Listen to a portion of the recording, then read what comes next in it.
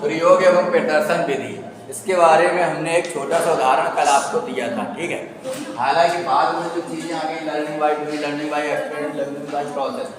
अब अगर आप बच्चों को गुड़हल के फूल के बारे में आपको बताना है, ठीक है, तो सभी बच्चों से आप बोल देंगे कि एक एक गुड़हल का फूल मान लो बच्चे ले आए, ठीक। एक तो सबसे पहले यहाँ क्या हो रहा है, प्रदर्शन। आपने फूल लिया, सबको बताया कि ये गुड़हल का फूल है, लाल रंग का होता है, इसमें एक ये वर्तिकाल जो होती है, ठीक है, तो उसमें स्त्री केसर, पुंकेसर जो भी ये लगे रहते हैं, ठीक। तो बच्चों ने, आपने प्रदर्शन किया, ठीक। अब प्रदर्शन करने के बाद आपने जो भी चीज थी उसको दिखाया और उसका जो छात्र है अनुकरण हो रहा है, वो अवलोकन कर रहे हैं, ठीक।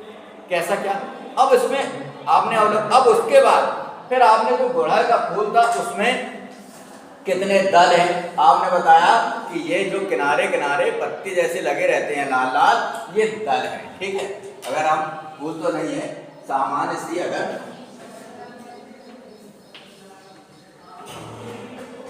ऐसे होता है, वो 5 होते हैं, 4 या 5, 4, अच्छा ऐसा भी है, ऐसे वो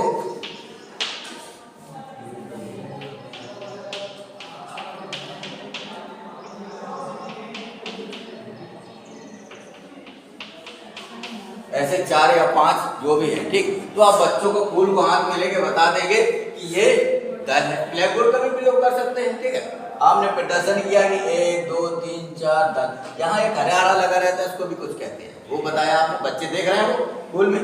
उसके बाद आपने बताया कि ये वर्तिका है, इसके अंदर एक सफेद सफेद निकलता है और स्त्री केसर, पुंकेसर ऐसा कुछ होता है, ठीक। ये आपने बताया। तो ये यहाँ पर क्या हो रहा है कि पहले आपने प्रदर्शन किया, प्रदर्शन के बाद छात्रों ने उसको देखा, अवलोकन हो गया, और फिर तथ्यों का स्पष्टीकरण शिक्षक के द्वारा क्या हो रहा है, तथ्य जो इसका डाटा है यूनिवर्सल, कि इसमें कितने दल हैं, वर्तिकाग्र है, स्त्री केसर, पुंकेसर, और ये जो डंडी होती है इसमें हरी हरी वो लगा रहता है इसमें फूल के नीचे, तो वो क्या चीजें हैं, इनको क्या कहा जाएगा, तो तथ्यों का विश्लेषण हो गया, ठीक। अब यही चीज जो छात्र होंगे वो छात्र स्वयं में खुद प्रयोग करके देखेंगे, ठीक है।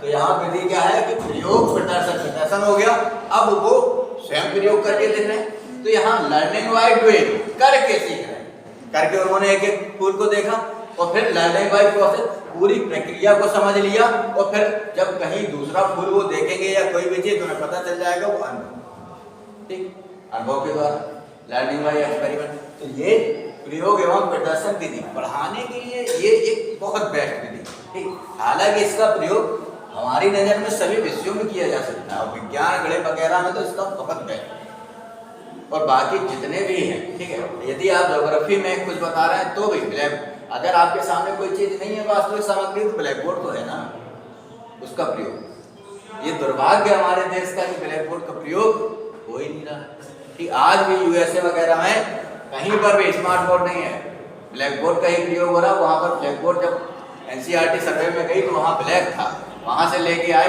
तो ब्लैक बोर्ड हो गया हमारे यहाँ। अब वहाँ ग्रीन बोर्ड है, हमारे यहाँ भी ग्रीन बोर्ड है, ठीक है।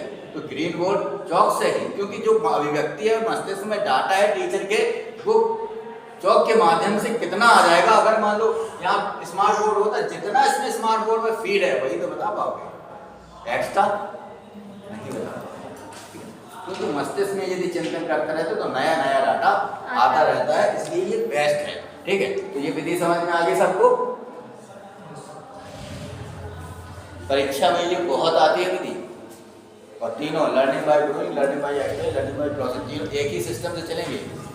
हालांकि वो प्रयोग विधि है, इसी को अगर हम एक साथ जोड़ दें तो ये प्रयोगात्मक विधि हो जाएगी। ये हटा दें यहाँ से, तो हमें जी ने इसको जोड़ के रखा, यदि प्रदर्शन को हटा दें तो प्रयोग, ये पूरा प्रोसेस प्रयोग के अंदर ही गति चलेगा। क्योंकि यदि हम देखें तो यहाँ पर जो चौथा नंबर में टीचर ने स्पष्टीकरण कर दिया, यहाँ चौथे नंबर पे प्रयोग हो रहा है, तो प्रयोग के साथ अभ्यास भी तो हो रहा है, ऐसे प्रोसेस चलेगा। प्रदर्शन होगा, अवलोकन होगा, फिर अभ्यास आप करेंगे, ठीक है। तो इस हिसाब से आप बच्चा सीख जाएगा। कल हमने इसका एक उदाहरण दिया था। Yes sir.